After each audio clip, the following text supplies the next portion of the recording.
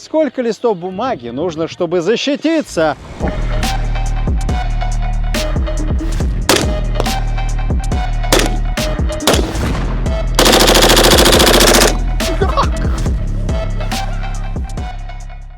Знакомьтесь, это мой дружище, которого зовут Зелебоба, а это Made in Czech Republic. Это CZ Brand 2, автоматический карабин 5.56. Кстати, патрончики даже добыл чешские. Ну надо же, какое совпадение.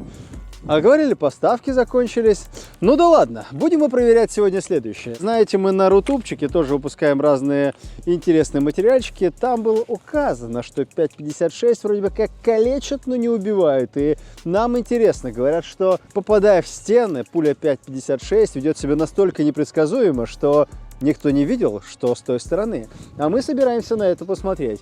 Мы взяли дверь, гипсокартоновые листы. Сегодня мы даже попробуем пробить керамические плиты. То есть, что если вы в ванной, а кто-то собирается по-чешски с вами разобраться. Смотрели этот раздел на специальном сайте, который называется «Чешский разводчик»? Ну да ладно. А вот это бумага. Не стоило этому парню ходить навстречу к президенту, если вы понимаете, о чем я. Здесь много листов, и все эти 500 листов пробивает ли пуля 5.56, и что если таких блоков примерно 4-5 штук? То есть можно ли делать бронежилет из бумаги, и вообще зачем платить больше? И, кстати, да, у этого парня, что зовут Зелебоба, здесь тоже с сюрпризиком, вот смотрите, у него в подсумках настоящие камни. Можешь ли ты напихать камней и просто в стиле «беги, Лола, беги» пробежаться? Или «беги, Форест, беги». Так вот, и здесь внутри есть еще керамическая плита 5 класса, которую, возможно, пробивает, а может быть и нет.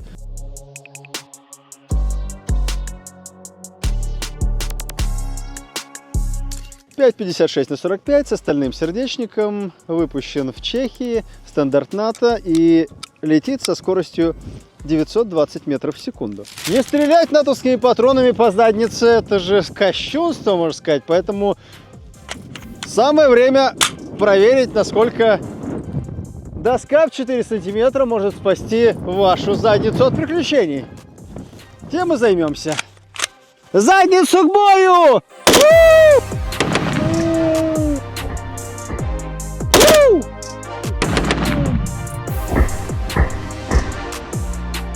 Это была стрельба по 3 штуки.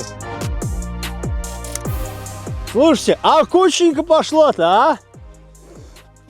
У меня такая шапка, даже чисто русский трушный чел. Так, ладно, чувствую, придется задницу бронировать. Крупные артерии повреждены, срочно полная пересборка. Тащи на задник. На задник монтируется в прямом эфире. Ты лучше манекен держи. Кстати, еще из чешского лично мою задницу часто выручала старая добрая Шкода Октавия Тул. У меня пару раз на ней мотор стуканул, но она столько всего пережила. С грустью вспоминаю. А знаете, где я ищу тачку, чтобы мотор не стуканул точно? Конечно, на дроме. Там объявления от реальных владельцев, нет каких-то мутных типочков. Даже если беру машину у знакомого, все равно лезу на дром. Там можно пробить тачку по полной катушке. Поэтому, если хотите надежную тачку, сначала проверьте на дроме. На задник готов! Это уже получается 4 по... Ну сколько здесь? 3, 6, плюс 4. 10 сантиметров разнесенной деревянной брони. Ха-ха! Одиночка.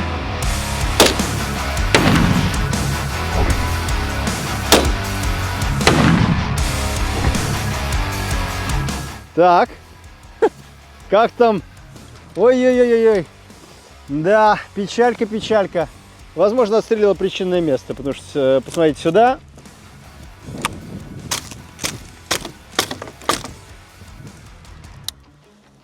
Лучше на S поставлю на всякий случай, чтобы никого не убить.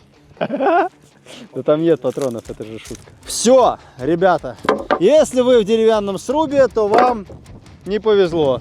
Особенно, если вы задницей к чешскому CZ бренду. Чешская винтовка, которая одним только залпом способна в Glory Hall превратить эту доску. Говорят, что это один из штурмовых карабинов, который в наше время попадает достаточно часто, но вообще-то он очень редкий. 5,56 очень нестабильный, очень быстро теряет свою стабильность. Смотрите, входное отверстие одно, а выходное уже, видите, поплыл, так сказать. Здесь вообще уже плашмя уже во второй плашке, а здесь уже буквально боком оно залетает и разносит. То есть, с одной стороны, увечья могут быть хуже, чем этого ожидаешь. В общем, 5,45 на 39 тоже себя ведет неоднозначно. Может попасть сюда, выйти вообще внизу. А что если впереди, в довесок к тем 3 брусочкам, будет еще и дверь? Она ведь тут, видите, пластиковая, местами может быть где-то плотнее даже. И знаете, патрон 5,56, точнее его пуля, по сути, на расстоянии, ну, я не говорю про деривацию, но как минимум теряет свою скорость. И значит ли это, что, отойдя чуть подальше, я могу быть уверен, что задница манекена в порядке? Смотрите, как можно заряжать. Оп, она заряжена. Первое, что приходит в голову команданта, что дверь маскирует задницу манекена. Это значит, попасть именно в задницу мне будет сложнее. Я могу только примерно догадаться, где находится эта задница. То есть где-то в нижней части. Сначала я стреляю с ближнего расстояния.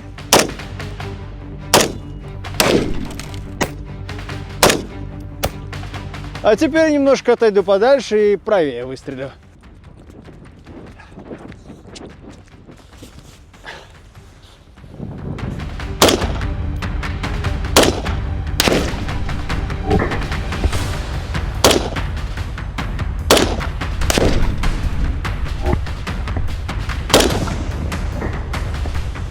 По-моему, жопа ниже.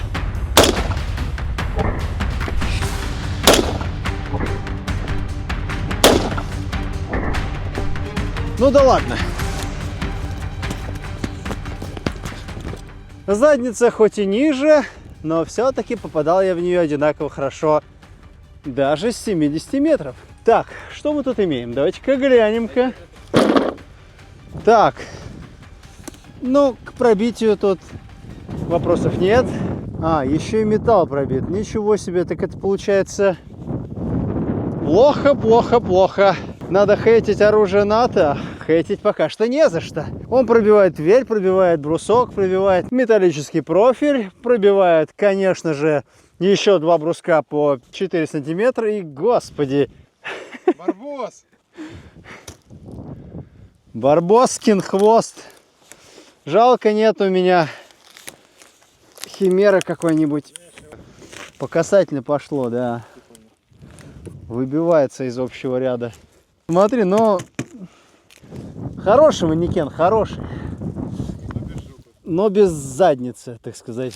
Один мой знакомый, очень хороший знакомый, говорит, что лучше винтовки или автомата в наше время на полях сражений здесь не найти.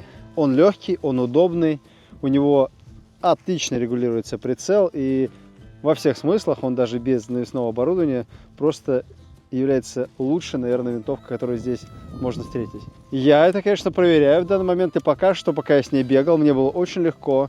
Я очень быстро перезаряжаю магазин, его не нужно забивать туда, как это происходит на М-ке. То есть все работает штатно, его можно заряжать, просто ставив магазин, нажать одну кнопку. Это очень удобно.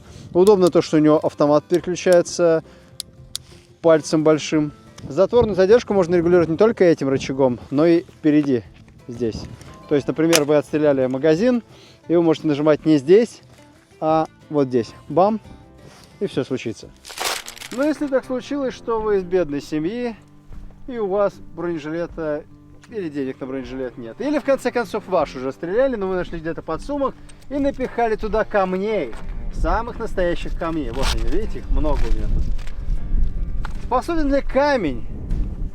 Например, вы где-нибудь, может быть, просто приткнулись, и камень сверху лежит. Способен ли этот камень спасти вашу жизнь от пули 5,56? Кстати, внутри здесь стоит пластина 5 класса.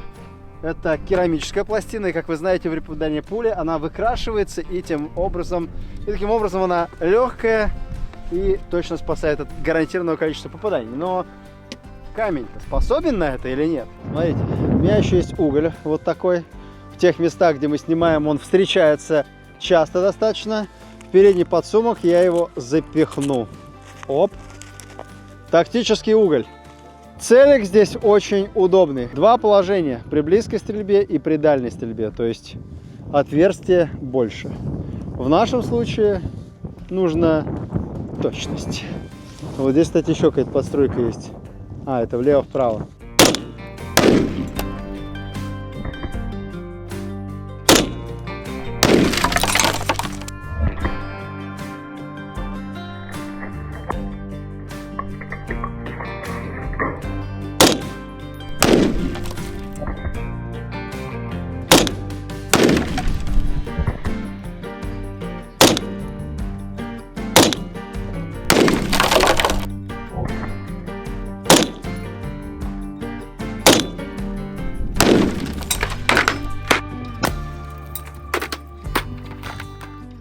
Смотри, кайф.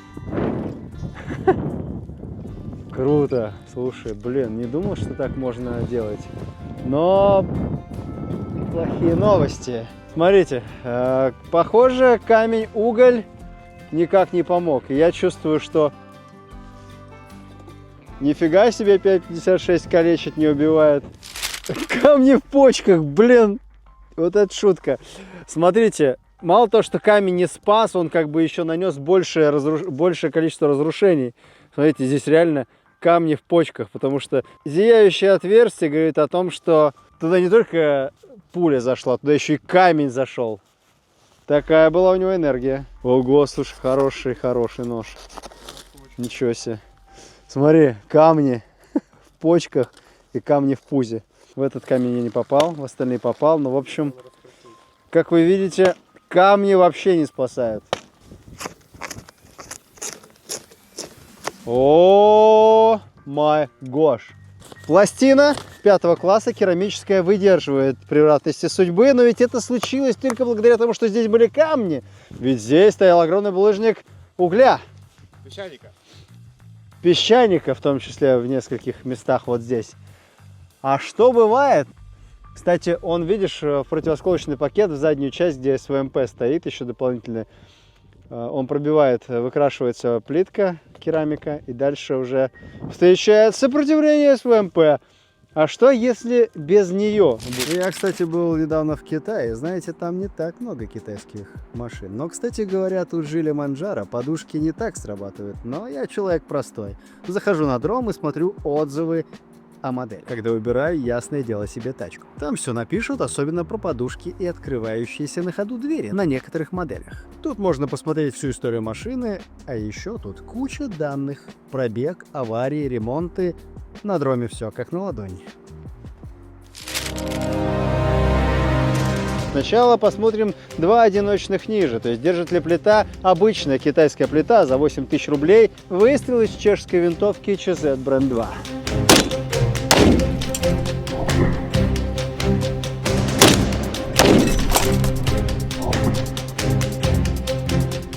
Голова на месте, это значит только одно. Этот парень готов к следующим испытаниям. Давай. Крышу снесло парню. Смотри, 5,56 проникает в бронежилет, но за броневое воздействие такое не сильное, что парень просто как будто бы не почуяв этого. Нам нужно посмотреть, что случилось с бронежилетом. В нижнюю часть я попадал, когда стрелял по камням, то есть это под бронежилет, а собственно там, где была пластина, похоже, никаких отверстий дополнительных нет.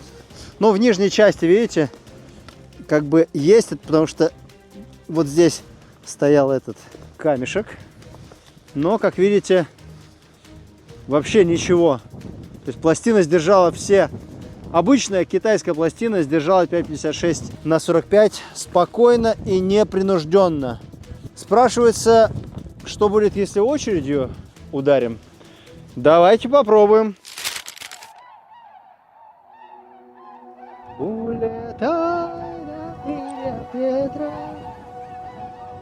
Мы ведь не кровожадные. Лебедей стрелять не будем. Ни в коем случае. Но по манекену постреляем очередью.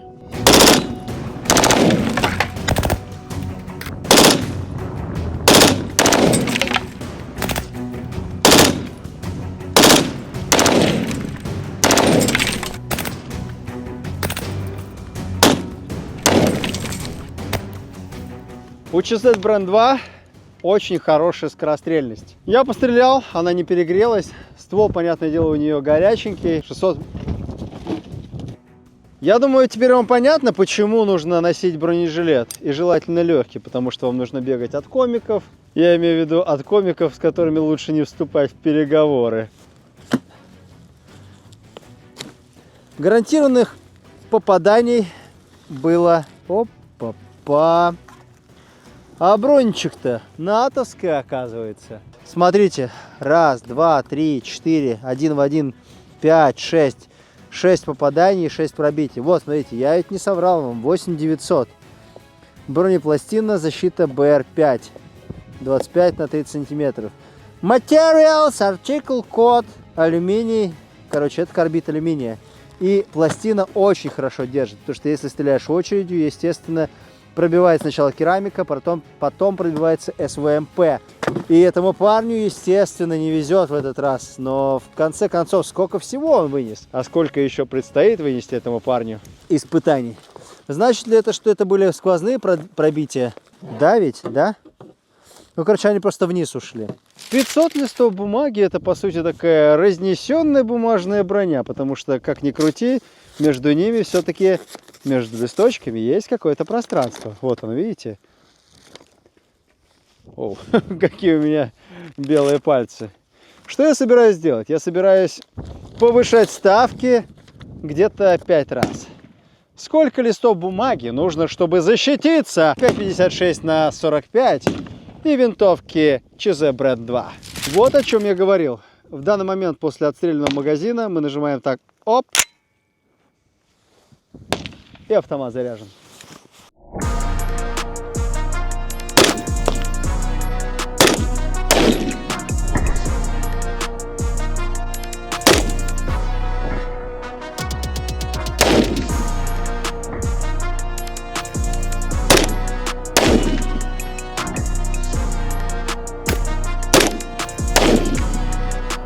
По идее, проникающая способность пули через первый блок бумаги уже не такой интересный.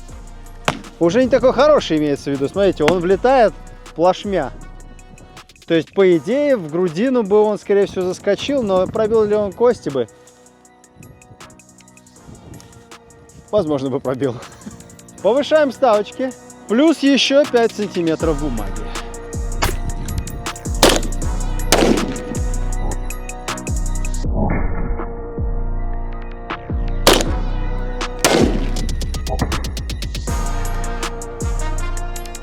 Смотри, что происходит. Бумага. Кстати, а где эти попадания? Слышь, а где эти попадания? Я, кстати, чего? Я тоже не видел. Смотрите, сейчас я поставил слоумо, и я опешил. Неужели 10 сантиметров бумаги способны сдержать натиск 5,56? Я видел, как разметалась бумага. Я видел, что эти пули точно вылетели оттуда. Но смотрите, что я сделал. Я приклеил листочек, чтобы уже точно никто не замаскировался, и мы точно поняли, что действительно 2 пачки бумаги способны спасти человека от 5,56. Для меня это невероятный результат после того, что я увидел только что. Давайте еще разочек в правую часть. Надо поставить в этом эксперименте конец.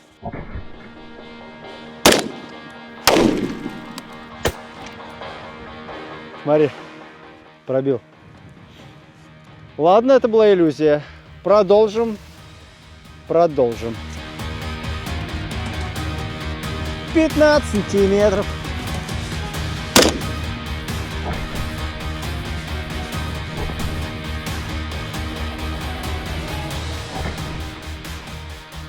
А вот это уже интересно. Она, походу, ушла, наверное, вон туда, смотри. Он повернулся, манекен. И куда он пошел дальше? Непонятно, может быть, туда ушел, левее. Но это странно. Наверное, вот сюда попал. Вот сюда. Смертельное ранение в шею. Ладно, давайте повысим ставки максимально. Всю бумагу просто кладем. 2000 листов бумаги и 20 сантиметров разнесенной бумажной брони. Не пробил! Может, вниз ушло? Подожди, так ее надо поймать здесь, она там внутри. Смотрите, какая история. Раз, два, три блока, и потом у нас здесь небольшое пространство. Получается действительно разнесенная бумажная броня. Не зря ведь броня бывает разнесенная. Стало быть, в 4-м блоке вот здесь где-то хранится пуля. Мы сейчас выстрелим еще раз, чтобы подтвердить точность эксперимента, а потом разберем и найдем эту пулю. Нравится вам это или нет, но 4 блока бумаги, А4, способны остановить пулю 5,56. Закрепим результат.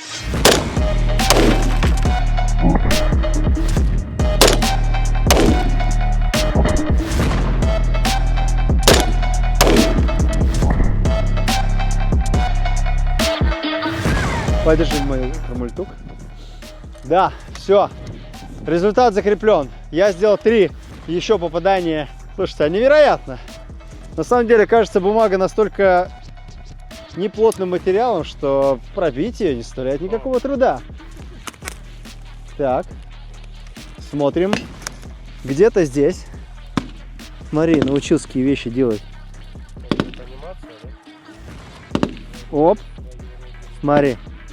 Она еще ударяется, и потом уходит обратно. Вот она, смотри. Оп. Это ее рубашка. Это ее рубашка. Это ее рубашка и еще рубашка ее. А вот она и сама пуля. Или нет, это ее рубашка. Это ее рубашка. А сама пуль-то где?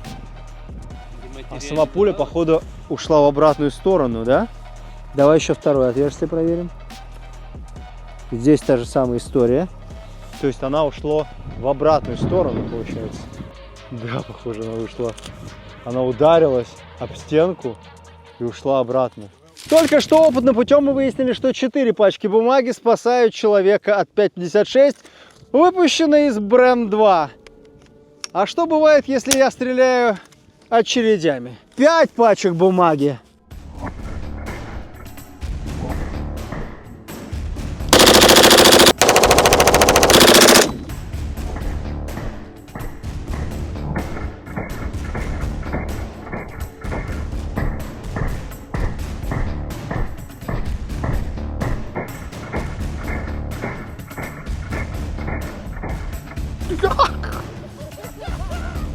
Охренеть!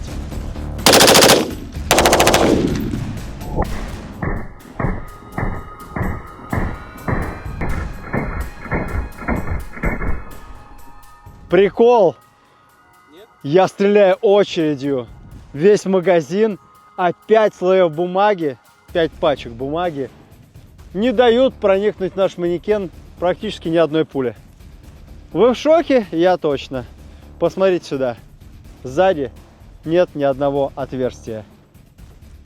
Гипсокартон. То, из чего строят здание, и укрываясь за гипсокартоном, вы рискуете стать жертвой 5,56. Это 7 сантиметров брони гипсокартона. Собственно, пробивается или нет, и стоит ли прятаться? Да. Закусывание. Я такое любить. Пу-пу-пу.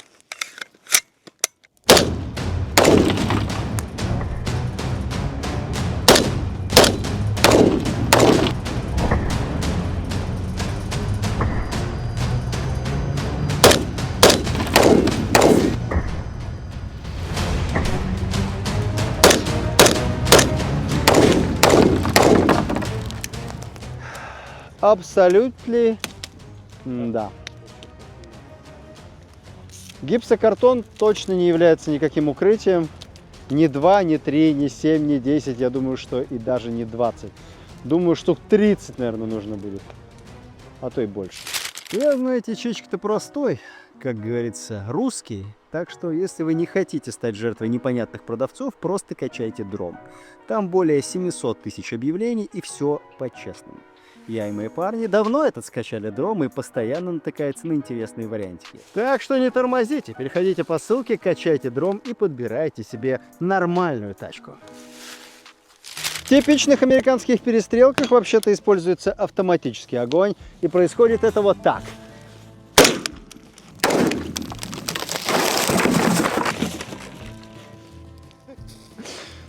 Особенно, когда есть патроны. Так, ну вообще-то у меня стоял не автоматический огонь. Совершенно случайно. Так, хорошо, а что, если это будет плитка? В китайской пластине сегодня, которую мы пробивали, и это нам практически не удалось в одиночном режиме, созданы из керамики. Там, конечно, другая керамика несколько, но... А что насчет обычной керамики-то? Она пробивается точно так же или как? А что это за голубизна? Это инструктор из НАТО вообще-то был. А если это инструктор из НАТО, значит, у него обязательно должно быть розовое платье.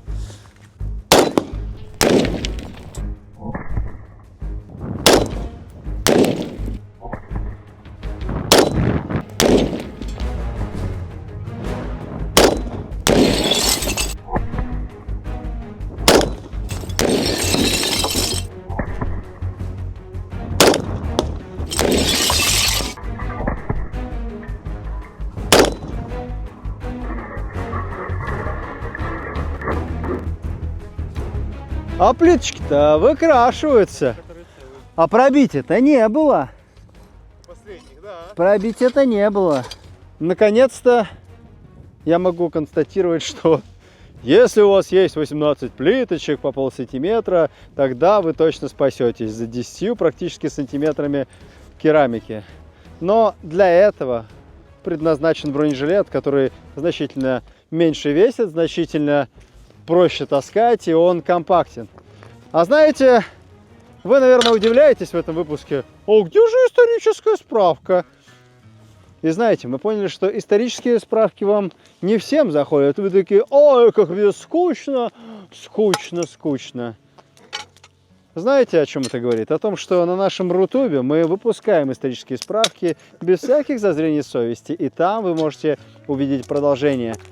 Я же с вами сегодня прощаюсь. Это был ЧЗ Бренд 2 5.56. Отличное, на мой взгляд, оружие. И уж точно 5.56 не только калечит, но и убивает. Спросите у этого манекена. С вами крупнокалиберный переполох. И не переключайтесь, ведь дальше будет интереснее.